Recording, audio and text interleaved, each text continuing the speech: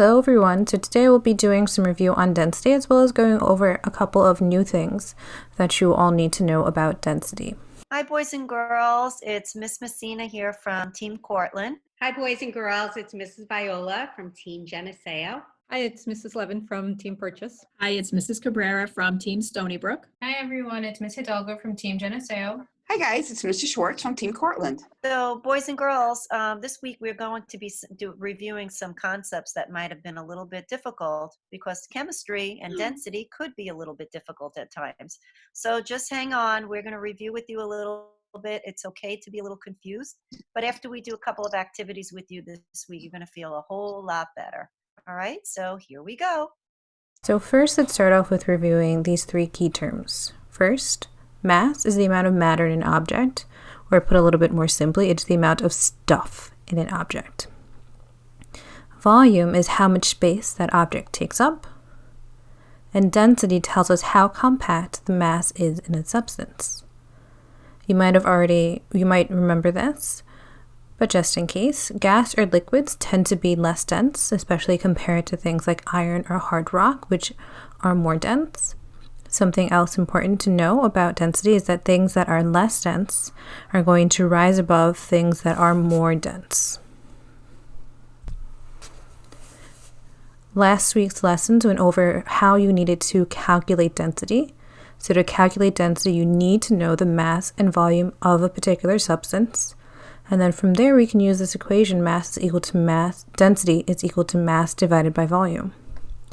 So if you're trying to find the mass of any substance, we would need to use a triple beam balance or an electric scale like the ones pictured here. If we happen to have a solid, we can very simply just measure each side of the solid to then calculate its volume. So in this case with this cube, we would measure the length, the width, and the height of the cube, multiply all those together to then calculate the volume of this cube. To calculate the density of a liquid, in this case, we would need to, again, know the mass and the volume of that substance. So for a liquid, we would find its volume by using a graduated cylinder like the one that you see here. This guy right here is the graduated cylinder. Or you could even use a measuring cup pictured here. So next up, what we're going to do is we're going to show you a quick demonstration of Miss Levin, who is going to show us how we can calculate the mass of a liquid using a scale, and then how we can find the density of a particular liquid. Now, is the density of different amounts of water always going to be the same? It is. So we want to measure the density of a liquid. So I have some liquid here, my measuring cup, and should I just pour it onto my triple beam balance? That doesn't sound like a good idea. So in order to find I'm going to do 100 milliliters of water. So I'm going to measure this. I'm going to measure it exactly 100 milliliters. And we're going to measure the mass of 100 milliliters of water. So what should I do? Should I just put this on here? No, because that's measuring the graduated cylinder plus the mass. So I'm going to measure, I have to put it into an item. So I'm going to measure.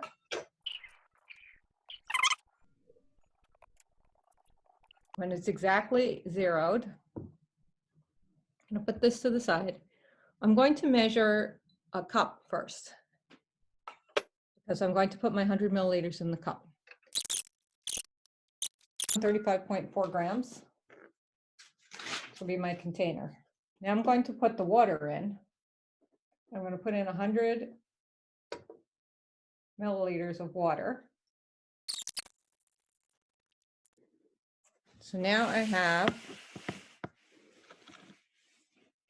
135.3. So how much is the water here?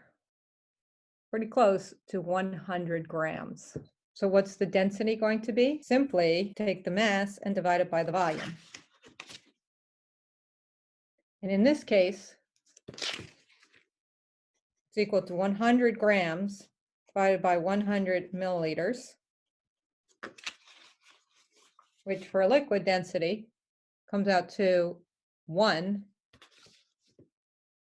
gram per milliliter, because we cross off the 100 off the top and off the bottom. If we did it for 50 milliliters, would it be the same density? 50 milliliters. I have my same cup. Do I have to measure the cup again, or you trust me that it hasn't changed? So again, my container by itself was 35.4 grams. Now I'm up to 85.0 grams. So if I subtract the mass of the container from the mass of the water, you will see, in this case, I get 49.6 grams, which is pretty close to 50 grams. To calculate the density is equal to, again, what was it again?